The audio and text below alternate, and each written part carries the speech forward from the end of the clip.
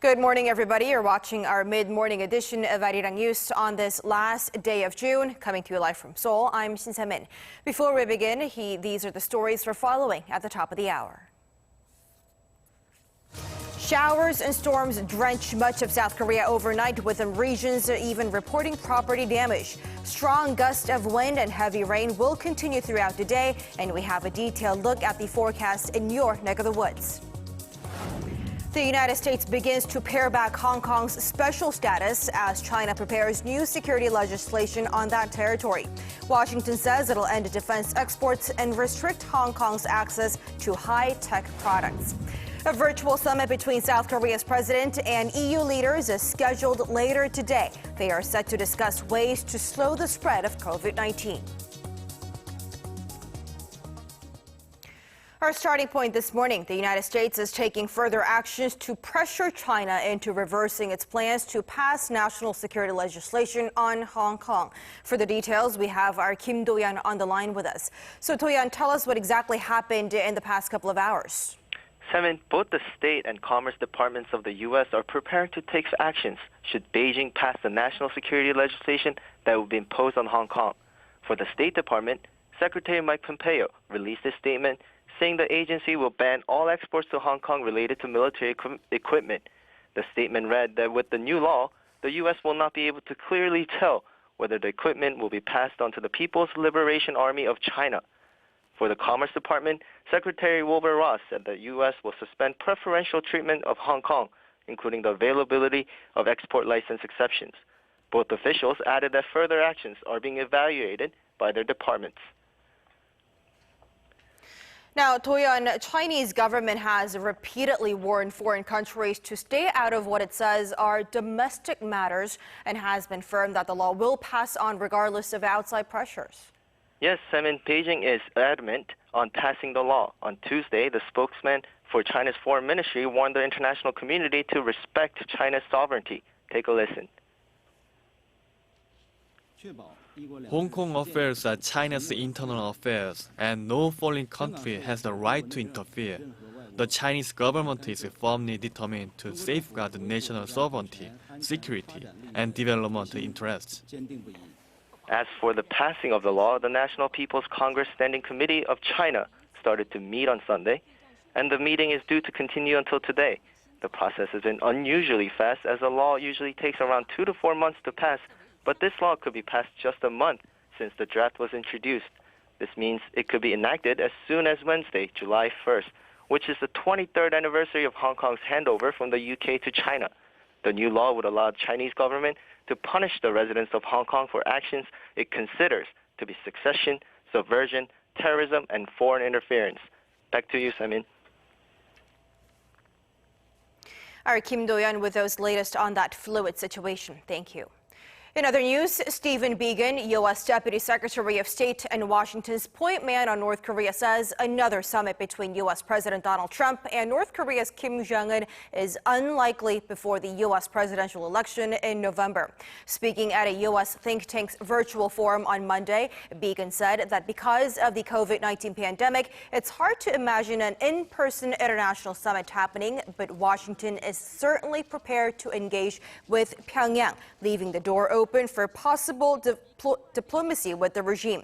He added that the denuclearization deal depends on the North, as the U.S. has already presented the regime with a detailed plan. At the nation's top office, President Moon Jae-in will be holding a virtual summit with top EU representatives later this afternoon to discuss ways to work together in responding to COVID-19. Opinions on pending bilateral issues and ways to further boost ties are also expected to be shared, especially as this year marks the strategic partnership's 10th anniversary. Now, the two sides will also likely discuss the situation on the Korean Peninsula. A face-to-face summit was initially scheduled for the first half of this year in Seoul, but due to the COVID-19 pandemic, a video conference has been set up instead. The European Union has named at least 14 countries whose citizens are considered safe to be let in starting from July 1st. And South Korea is also on that list, as well as Australia, Canada, Japan, and others. The United States, China, and Brazil are excluded. However, the EU says it's ready to add China if the Beijing agrees to let in travelers from the EU, respectively. The UK nationals are still considered EU citizens until the end of the Brexit transition period on December 31st. The EU plans to finalize that list by Tuesday this week. 6 months after the start of the COVID-19 outbreak, the World Health Organization announced on Monday that it is sending a team to China to investigate the source of the virus. The WHO also warned the global pandemic is far from over. And making matters worse, in the U.S., the country's leading public health expert is suggesting a vaccine might not be fully effective in the United States. Our Lee Seung-jae with more. It's been half a year since COVID-19 broke out in the Chinese city of Wuhan. With no sign of a slowdown in the number of new cases, the WHO chief on Monday said he was sending a team of experts to China to try and identify the source of the virus. Knowing the source of the virus is very, very important. It's science, it's public health. We can fight the virus better when we know everything about the virus, including how it started. And we will be sending a team next week to China to prepare for that. He also warned the worst is yet to come, adding that with the current environment and the condition the world is in, the WHO is bracing for the worst. However, the WHO chief said countries like South Korea have shown that the virus can be suppressed and controlled without a vaccine, and he called on other governments to be serious about measures such as contact tracing and for citizens to take responsibility for their own personal hygiene. Among the hardest hit countries, the U.S. continues to see a sharp uptrend in the number of new COVID-19 cases, confirming tens of thousands of new infections each day. The total number of cases in the U.S. has now surpassed 2.6 million, with over 128,000 deaths. The country's leading public health expert, Dr. Anthony Fauci, also warned on Monday that the U.S. is unlikely to achieve herd immunity to COVID-19 even with a vaccine. He added that a general anti-science, anti-authority, anti-vaccine feeling is likely to thwart any vaccination efforts. Recent polls in the U.S. show many Americans don't want to take a vaccine. A survey in May showed only half of Americans would get a vaccine if one becomes available, while a Washington Post survey revealed well over a quarter would likely refuse one. However, with over 10.3 million infections and 500,000 deaths worldwide, many of the hardest hit countries like Brazil, Russia, and India are crying out for a vaccine. However, due to clinical trials, it's likely they'll have to wait until the end of 2020 at the earliest. Lee Seung-jae, Arirang News.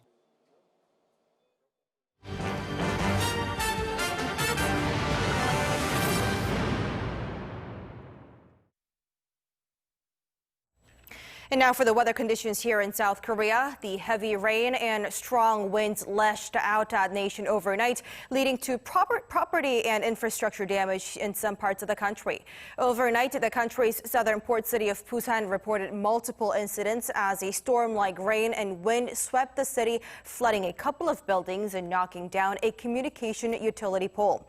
Here in capital Seoul, roadside trees were uprooted and the exterior of a building in the city of Suwon was torn off due to a powerful rainstorm. Fortunately, no one was reported injured overnight. With heavy rain still drenching much of the nation, the government's precautionary first-stage emergency status issued on Monday afternoon still remains in place. And for a closer look at today's weather conditions for the day, we go live to our Lee Ji-hyun at the Weather Center. Now, the rain seems to be easing up in capital Seoul, Ji-hyun, but I hear Gangwon-do province is seeing some downpours. What do you have for us? Hello again, Semin, and you're right. Parts of Gangwon-do province are still receiving showers falling at a rate of 30 millimeters an hour. And when you consider Seoul received 74 millimeters over the last 12 hours, that gives you some context for the amount of rain falling there. In fact, over 250 millimeters has already dumped on Jeju Island, while Gangneung and Busan seeing about 140 millimeters of rain over the last 15 hours. But now monsoon rain is concentrated in eastern parts of Gangwon-do province. And as for Seoul, the heavy monsoon rain and blustery winds have died down, but do expect lingering rainfall with strong gusts across the country with strong wind advisories. Check your travel schedule in advance to see if any changes have been made. Be aware that eastern parts of Gangwon-do province will see rainfall amounting to 150 millimeters or even more, while central parts of the country could see another 20 to 60 millimeters into this evening. And along with showers, the final day of June will wrap up on a cooler note at 23 degrees Celsius here in the capital, Daejeon and Gwangju, Daegu getting up to 26 degrees this afternoon. That's all the weather update for now. I'll be back with more on our later newscast. Shifting focus, South Korea's industrial output continued its downward trend in the month of May due to the COVID-19 pandemic. Data from Statistics Korea showed this Tuesday that the nation's overall industrial production fell 1.2% on month in May. And facility investment was down 5.6% on month, but retail sales jumped 4.6% thanks to the government emergency disaster relief funds that boosted consumption. Skepticism about South Korea's business outlook also eased slightly in June thanks to government policies on a slight recovery in outbound shipments. Data from the Bank of Korea says that the business sentiment index for all industries in June was up by 3 points on month to reach 56. The BSI among manufacturers was up 2 points to 51, and for those non-manufacturers was up 4 points to 60. The Japanese city of Kawasaki has become the first city in that country to enact an ordinance punishing people for the hate speech. The new ordinance banning discriminatory public speeches or actions against foreigners comes into effect on Wednesday this week. Kawasaki, which has one of the largest Korean populations in the greater Tokyo area, will fine repeat violators of up to $4,500 and disclose their names and addresses. It has been a year since Tokyo slapped export curbs on Seoul after South Korea made compensation orders on Japanese companies over wartime forced labor. And more recently, the country opened an information center at its Meiji World Heritage sites that does not disclose this historic fact. Our Oh Jung-hee tells us more. 5 years ago, at the 39th World Heritage Committee, UNESCO listed 23 places in Japan as World Heritage Sites related to the Meiji Industrial Revolution. But at 7 of them, including on Hashima Island, Koreans were forced to work without being fed or paid properly and died of diseases, malnutrition, and as a result of accidents. The World Heritage Committee advised Japan to clarify the full history of each site. Japan promised it'll take such measures to show that Koreans were forced to work under such conditions and said an information center will be established to remember the victims. However, the Industrial Heritage Information Center that Japan opened to the public 2 weeks ago is a long way from this promise. The center did not install any exhibitions that depict the sufferings Koreans had to endure and even make claims to the contrary.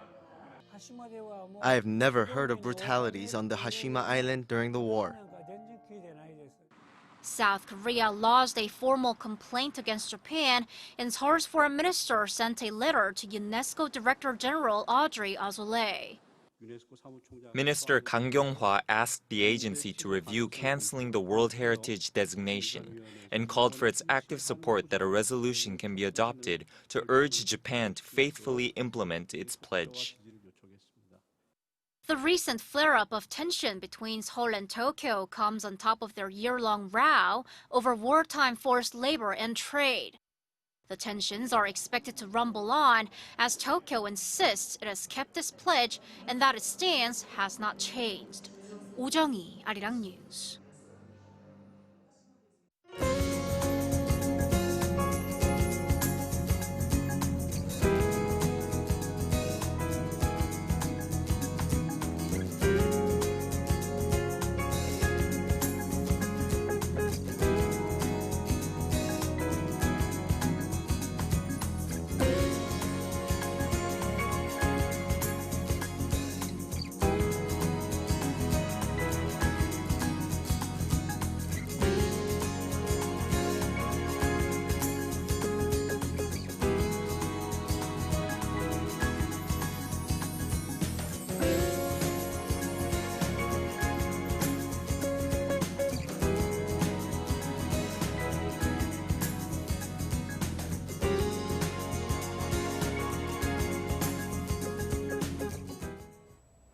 Now that's a wrap for us at this hour on Arirang News. Thanks for watching.